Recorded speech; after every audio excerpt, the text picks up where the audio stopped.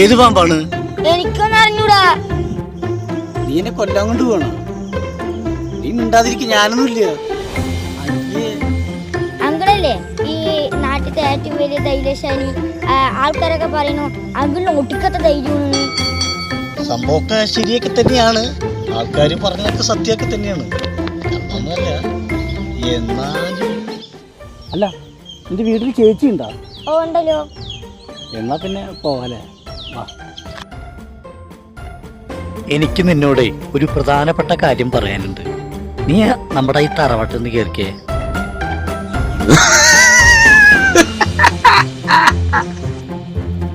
കാര്യം എന്താണെന്ന് വെച്ചാൽ ഞാൻ പറയോ? അല്ല, വീട്ടിൽ ആരൊക്കെ ഉണ്ട്? ഞാനും ചേച്ചി മാത്രമേ ഉള്ളൂ. അതെല്ലേ. എടാ, വീട്ടുകാർ എവിടെ പോയതാണ്? അവര് ഗുരുവായൂർ അമ്പലത്തിൽ പോയി. ഗുരുവായൂർ അമ്പലത്തിൽ എന്തിനു പോയി?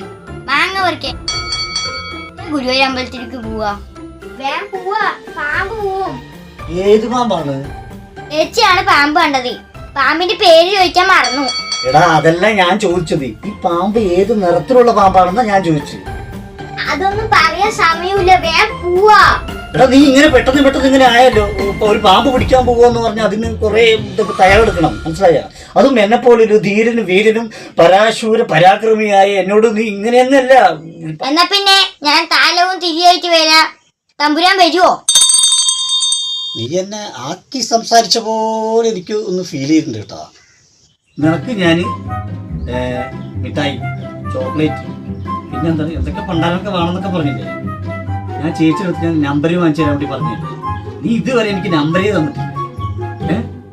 ആദ്യം നീ നമ്പർ തന്നിട്ട് മതി നിന്റെ പാമ്പും പഴുതാരിയും ഒക്കെ പിടിക്കില്ല. അത് നമ്പർ സംഘടിപ്പിച്ചു. നിങ്ങളെ വിളിച്ചിട്ട് എന്നെ വേണ്ടതല്ലേ? ഞാൻ ആ ശിബോട്ടിനെ വിളിച്ചോളാം. നീ ഉണ്ടക്കണ്ണു നോക്കിട്ടേ എന്നെ പേടിപ്പിരുത്തണ്ട. എടാ, ഞാനൊരു തമാശ പറഞ്ഞല്ലേ, അപ്പോഴേക്കും നീ ദേഷ്യപ്പെടുക. ഷിബു എന്തിനാണ്? പക്ഷെ ഷിബുവിനെ കുറിച്ച് നിനക്കറിയുന്ന എന്തറിയുന്നു? ഷിബുവിനെ കുറിച്ച് അവൻ എങ്ങനെ എത്രയും വലിയൊരു പാമ്പിനെയൊക്കെ പിടിക്കുന്നു?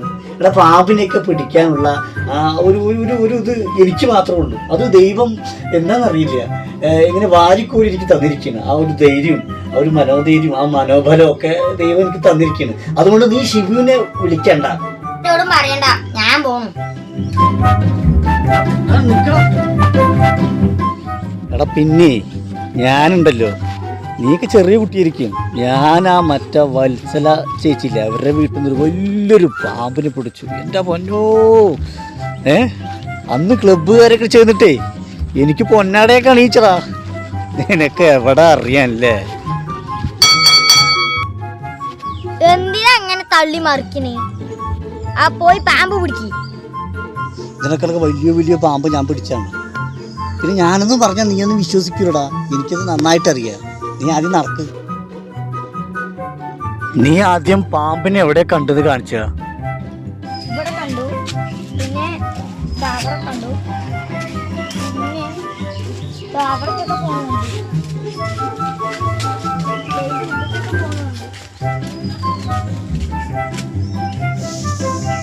നീ പറഞ്ഞത് വെച്ച് നോക്കുന്ന സമയത്ത് ഇവിടെ 10-40 പാമ്പുകൾ ഉണ്ടാകാൻ സാധ്യത. അല്ല, ഒരു പാമ്പ് പോലും ഇപ്പൊ വീട്ടിനകത്ത് കയറിയില്ല.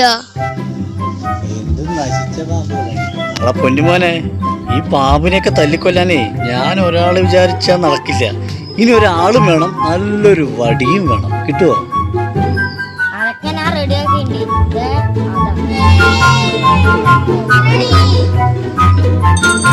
നിന്റെ ചേച്ചിയാണ് ഞാൻ പ്രതീക്ഷിച്ചത്. ഇത് കുറച്ച് എണ്ണം കൂടുതലാണല്ലോ. ഇത്ര ആൾക്കാർ വേണ്ട.